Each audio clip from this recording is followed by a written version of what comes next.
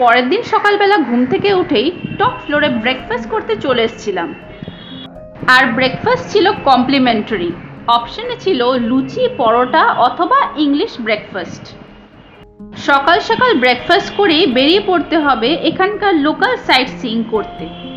আমি এর আগের এপিসোডেই মেনশন করেছিলাম darjeelingtaxi.com এর। দার্জিলিং ট্যাক্সি হলো দার্জিলিং বেসড ট্রাভেল এজেন্সি, যারা কার রেন্টাল সার্ভিস আর কমপ্লিট প্যাকেজ ট্যুর প্রোভাইড করে। এই হোটেলের top floor only available for breakfast. ভিউটা দারুণ। এখানে কমপ্লিমেন্টারি ব্রেকফাস্টের মেনুটা একবার তোমরা দেখে নাও। ইন্ডিয়ান, কন্টিনেন্টাল, চা, কফি, জুস সবই অ্যাভেলেবেল আছে। 301 হ্যাঁ। আমার রুম নাম্বারটা কনফার্ম করে নিল ব্রেকফাস্ট সার্ভ করার আগে। এটাই সে হোটেলের 4th ফ্লোর, যেখান থেকে কাঞ্চনজঙ্ঘা ভিউ পাওয়া যায়। কিন্তু আজকে ক্লাউডি ওয়েদার বলে আর ভিউটা পেলাম না।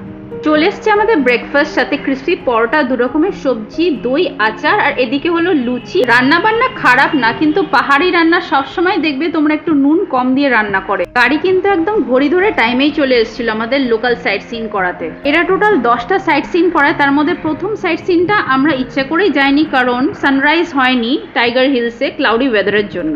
আজকে এই গাড়িতে করেই মোহনজির সাথে আমরা সাইট সিন করতে যাব। তুমি চলে এসেছিলাম দার্জিলিং এর জাপানিজ বুদ্ধিস্ট টেম্পলে।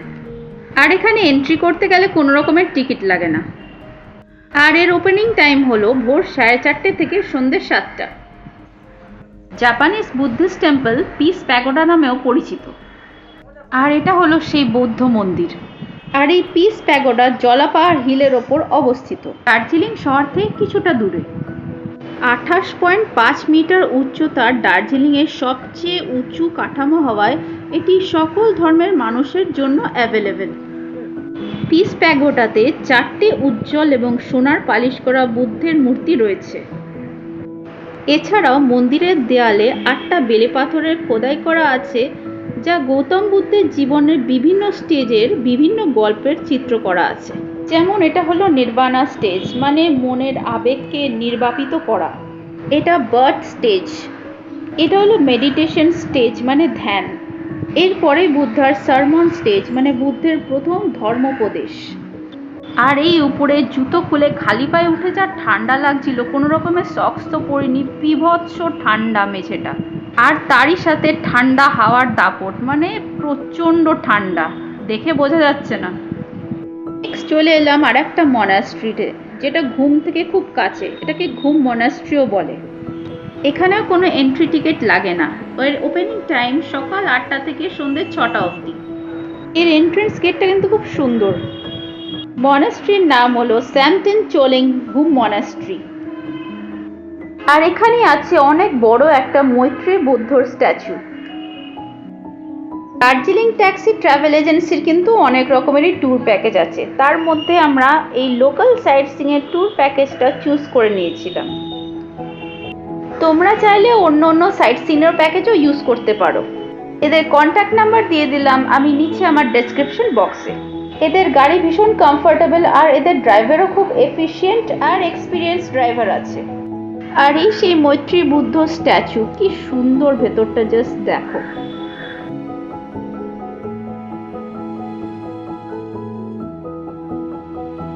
বেশি ঠান্ডা ছিল।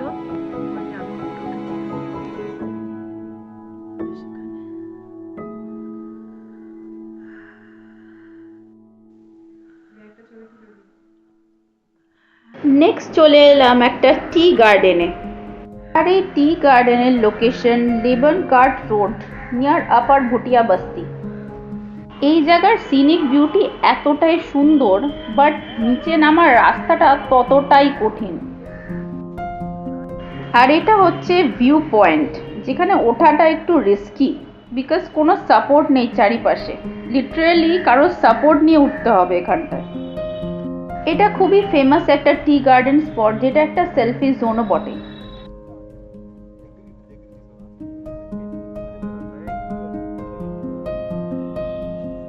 জায়গাটা তো ভালো লাগছিল আমার, এখানে মনে হচ্ছিল ঘন্টার পর ঘন্টা এখানেই দাঁড়িয়ে থাকি। উপরে উঠে তো গেছি, বাট নামবোটা কি করে? এখান দিয়ে নামাটাও তো অনেক রিস্কি, কোনো সাপোর্ট নেই চারিপাশে। আর হাতে মোবাইল ক্যামেরা নিয়ে উপরে উঠতে একটু অসুবিধাই হচ্ছিল। তারই সাথে ঠান্ডা কনকনে হাওয়া। ওয়েদার বলছে 11 ডিগ্রি, কিন্তু আমার যেন একটু বেশি ঠান্ডার হাওয়া মনে হচ্ছে। এত ভালো লাগছিল এখানে, কতক্ষণ যে দাঁড়িয়ে ছিলাম নিজেও জানি না। অনেকক্ষণ দাঁড়িয়ে থাকার পরে দেখলাম অনেক টাইম হয়ে গেছে, অন্যান্য সাইট সিনগুলোও তো ভিজিট করতে হবে।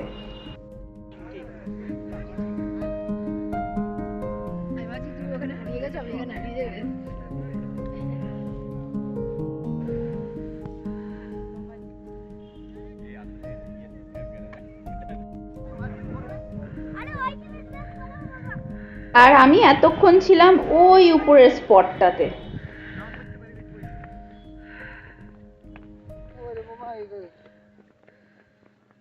এই হলো চা বাগান।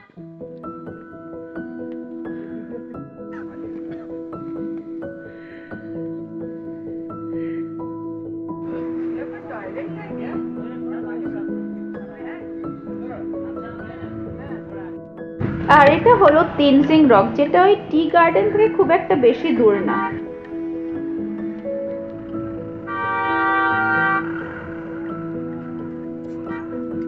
এখানে আমার রক ক্লাইম্বিং করার খুব ইচ্ছে ছিল, বাট এখানে ট্রেনিং চলছিল তাই অ্যালাউ করছিল না ওই দিন।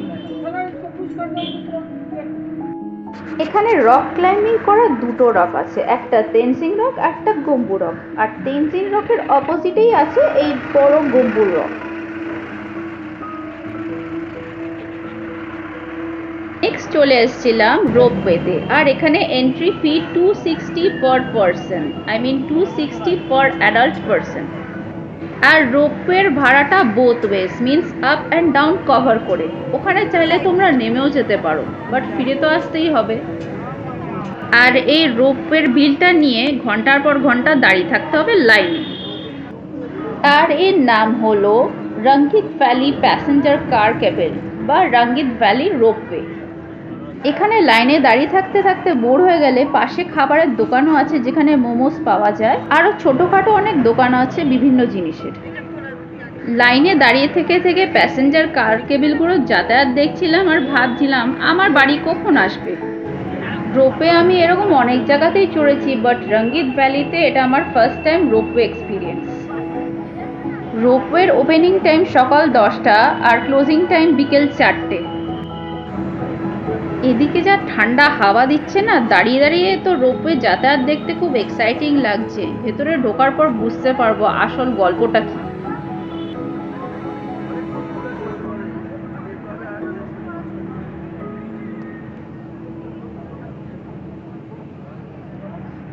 রোপওয়েতে ওঠার আগে বেশি ভারী কিছু না খেয়ে ওঠাই ভালো, তাই খাওয়ার ইচ্ছা থাকলেও খাবো না বলেই ডিসাইড করলাম। রোপওয়ে একবার যাবে আসবে, টোটাল টাইম কিন্তু 40 মিনিটস লাগবে, মানে যেতে 20 মিনিট আর আসতে 20 মিনিট। লাইনে 1 ঘন্টারও বেশি দাঁড়িয়ে আছি। লাইনে দাঁড়িয়ে থেকে থেকে কি করবো বুঝতে পারছি না, তাই নিজেরই ভিডিও তুলে যাচ্ছি।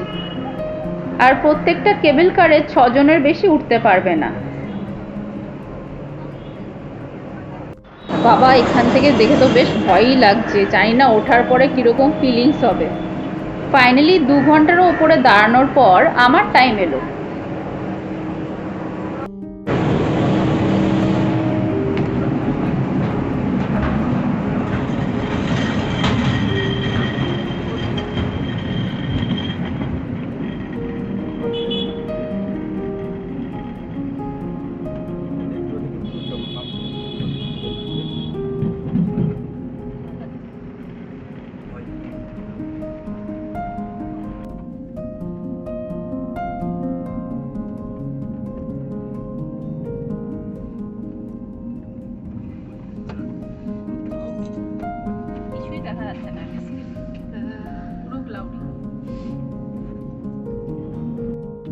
রোপওয়েটা যেরকম জার্কিং দিয়ে শুরু করেছে, আস্তে আস্তে নিচে নামছে, ওই দিকটা আমার গাটা জাস্ট গোলাতে শুরু করে দিয়েছিল।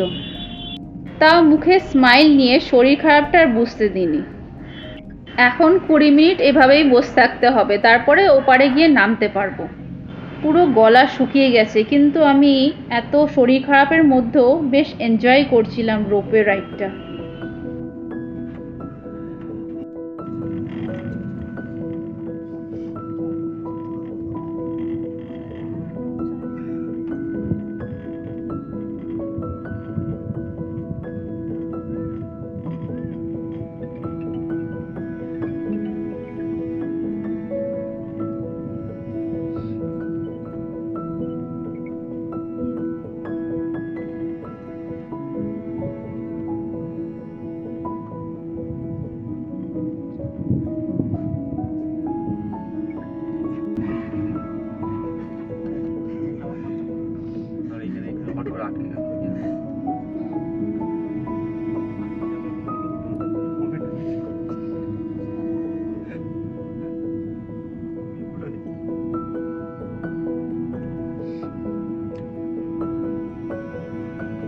নিচের দিকে তাকালেই মাথাটা ঘুরে উঠছে আর গাটার সাথে গুলিয়ে উঠছে।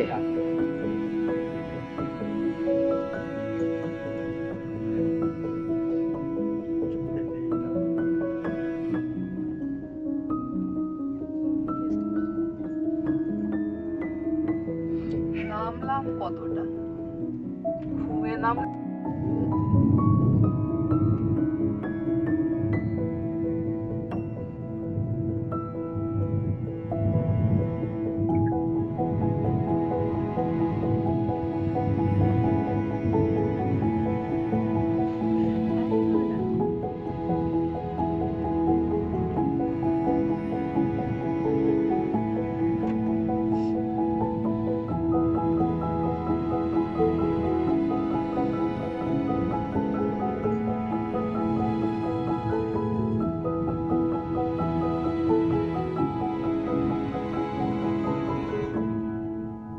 ফাইনালি 20 মিনিট পরে নামতে পারলাম। কেউ কেউ যদি নাও নামতে চাও তাও নামতে হবে, ওখানে ম্যান্ডেটরি নামাটা। নেমে ঘুরে এসে অন্য একটা কেবল কারে উঠতে পারো। এখানে নেমে অনেক ছোটোখাটো দোকানপাটও আছে যেখানে খাওয়া দাওয়া করতে পারবে, প্লাস ফটোশ্যুটও করতে পারবে জামা কাপড় ভাড়া করে টি গার্ডেনে। এখানে দার্জিলিং রঙ্গিত ভ্যালির সম্বন্ধে কিছু ইনফরমেশন দেওয়া আছে। ফাইনালি আমাদের কেবল কার এলো আর আমরা রিটার্ন জার্নি করতে উঠে পড়লাম।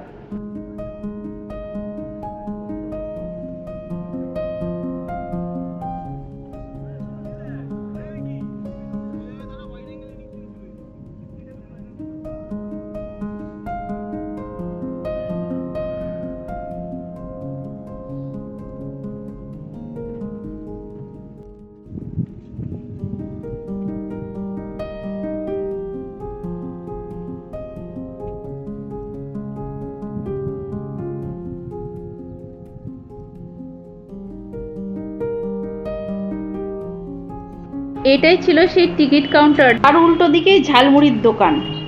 এরপরে চলে এলাম হিমালয়ান জুওলজিক্যাল পার্কে। এর ওপেনিং টাইম সকাল 8:30 থেকে বিকেল 4টে, শুধু বৃহস্পতিবার বন্ধ থাকে। এখানে এন্ট্রি ফি ইন্ডিয়ানস আর সার্ক কান্ট্রি অ্যাডাল্টসের জন্য 110, children below 6 years free, foreigners 180 আর camera charges ₹10। Padmaja Himalayan zoological পার্ককে বেস্ট জু ইন ইন্ডিয়াও বলা যায়। এখানে অনেক রকমের অ্যানিমালস দেখতে পাওয়া যাবে। আর এই জুটা এতটাই বড়, পায়ে হেঁটে সারা দিন লেগে যাবে অলমোস্ট এই পুরো জুটা কভার করতে। আর এটাই আমার লাস্ট লোকাল সাইট সিন ছিল। এই প্রেমিসে জুয়ের সাথে হিমালয়ান মাউন্টেনিয়ারিং ইনস্টিটিউটও আছে, যেটা আমি একটু পরেই আমার ভিডিওতে দেখাবো। এই জুওলজিক্যাল পার্কটা অলমোস্ট 68 একর্স অফ ল্যান্ড নিয়ে আছে। এটা হলো সাম্বার ডিয়ার।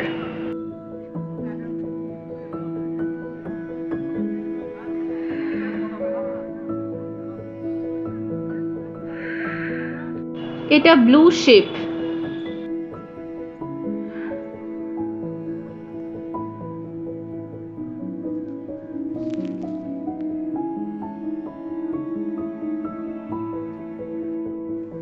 এটা ইয়াক। আর প্রত্যেকটা অ্যানিমালের নামের পাশে তাদের সায়েন্টিফিক নেমগুলো বোর্ডে মেনশন করা আছে।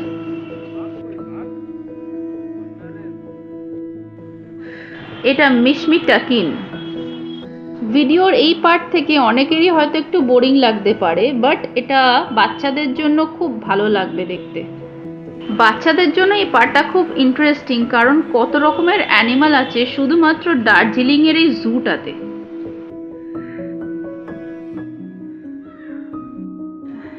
এটা হলো বার্কিং ডিয়ার, বাট এটা বার্ক করছিল না, চুপচাপ বসেছিল।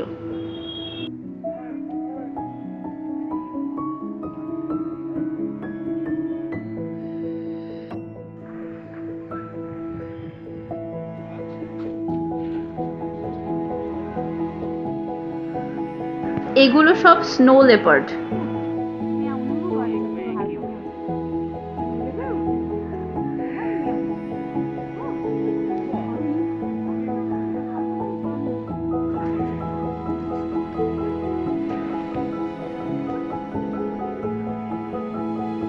আর এগুলো কমন লেপার্ড।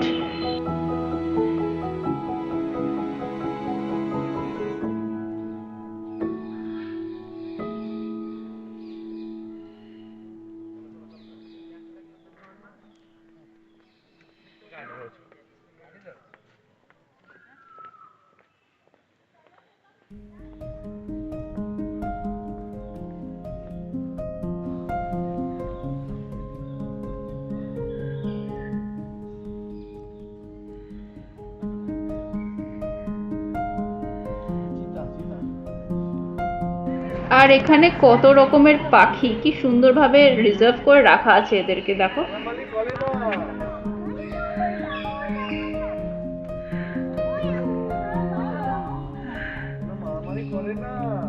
মিউজিয়ামে যাবা?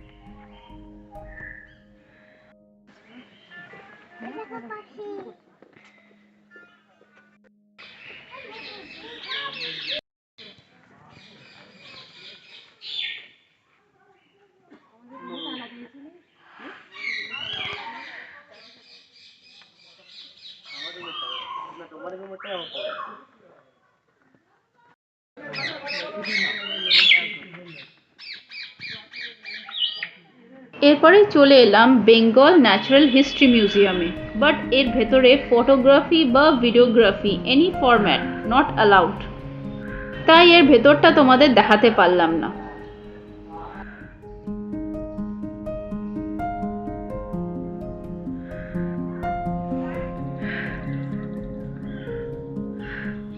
মিউজিয়াম থেকে বেরিয়েই রয়্যাল বেঙ্গল টাইগার দেখার উদ্দেশ্যে বেরিয়ে গেলাম, কারণ সুন্দরবনে তো সবসময় বাঘ দেখা দেয় না, কাজেই খাঁচাতেই বাঘ দেখে নি। কিন্তু বাঘ বাবাজি গেছে তখন খেতে, তাই আর দেখা দিল না। আর এটা হলো এখানকার জু রেস্টুরেন্ট। ভাবলাম কিছু খাবো, কিন্তু রোপওয়ে থেকে নেমে এত গা গোলাচ্ছিল, খালি ঝালমুড়ি খেয়েই ছিলাম। চলে এলাম হাঁটতে হাঁটতে হিমালয়ান মাউন্টেনিয়ারিং ইনস্টিটিউটে।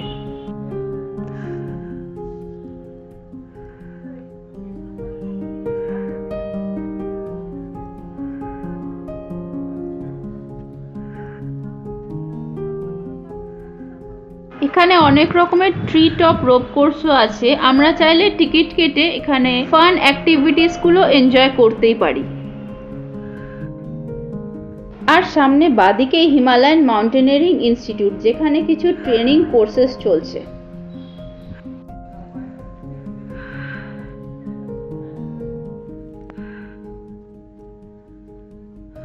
আর এর ওপরেই হিমালয়ান মাউন্টেনিয়ারিং ইনস্টিটিউট মিউজিয়াম।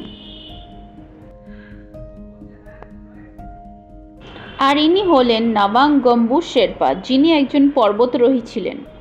আর ইনি বিশ্বের সর্বপ্রথম শেরপা যিনি দুবার মাউন্ট এভারেস্ট জয় করেছেন।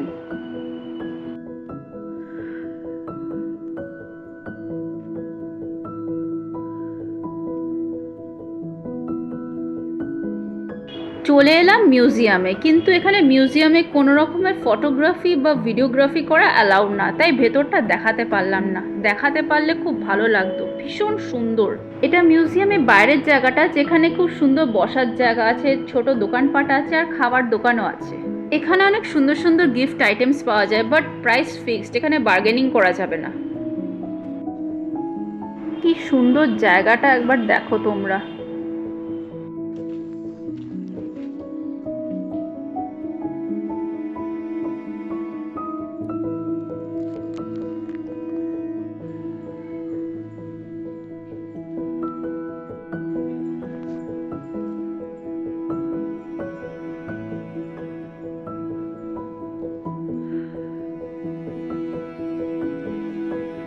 নিচে নামার পথে একটা মন্দিরের দর্শন হয়ে গেল।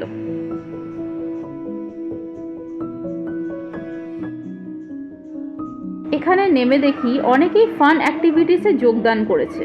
আমারও ইচ্ছা ছিল করার, কিন্তু হাতের সময়টা বড্ডই কম ছিল। এখনও জুয়ের কিছুটা এরিয়া কভার করা বাকি আছে, হাতে সময় বেশিক্ষণ নেই। কিন্তু ফান অ্যাক্টিভিটিস নিজে না করতে পারলে কি আছে, দেখেই আনন্দ নিয়ে নিলাম।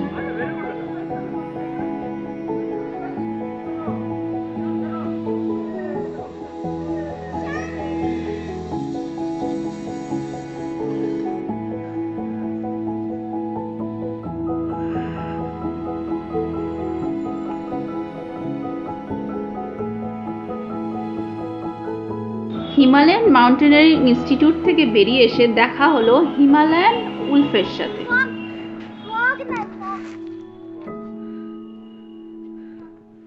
ফাইনালি দেখা মিলল রয়্যাল বেঙ্গল টাইগারের। कितना मस्त दिख रहा है, नजारा दिख रहा है। टाइगर भाई, ओ टाइगर भाई साहब, एक हाउ बोलो, एक बार गर्ज दो।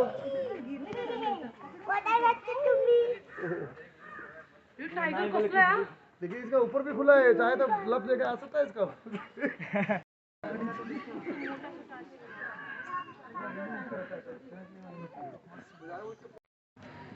আর এটা হলো গোল্ডেন জ্যাকেল।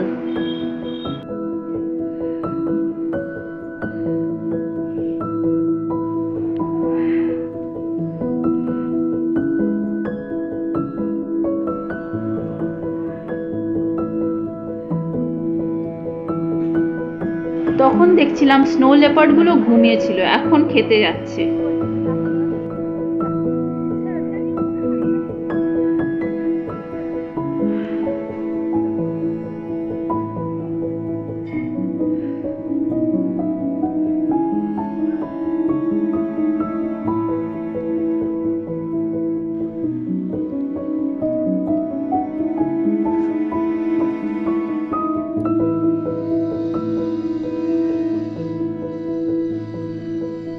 পার্কটা বন্ধ হতে আর বেশিক্ষণ সময় নেই, দেখা মিলল রেড পান্ডার।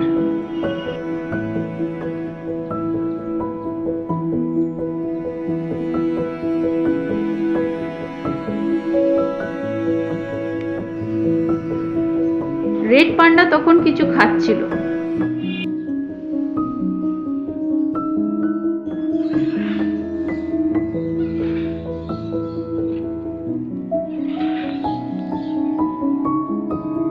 এখানে আরো অনেক প্রজাতির পাখি দেখতে পেলাম।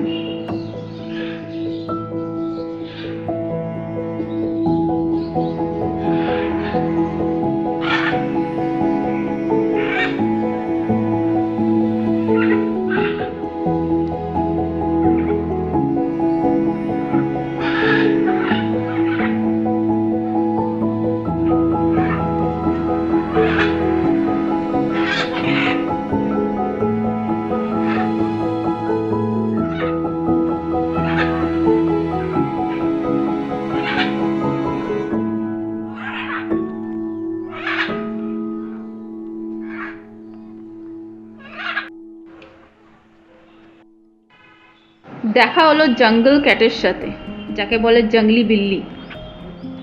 দেখে পুরো ছোটখাটো একটা লেপার্ড মনে হচ্ছে।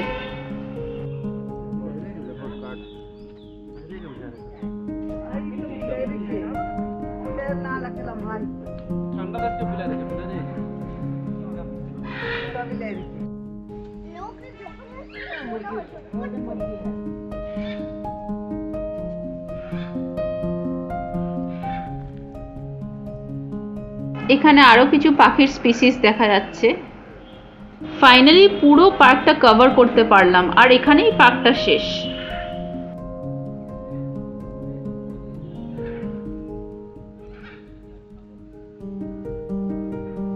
পুরো পার্ক বন্ধ হওয়ার টাইমে পার্ক থেকে বেরোচ্ছি। হেঁটে হেঁটে বেশ অনেকটাই সময় লেগে গেছিল, পুরো টায়ার্ড হয়ে গেছি।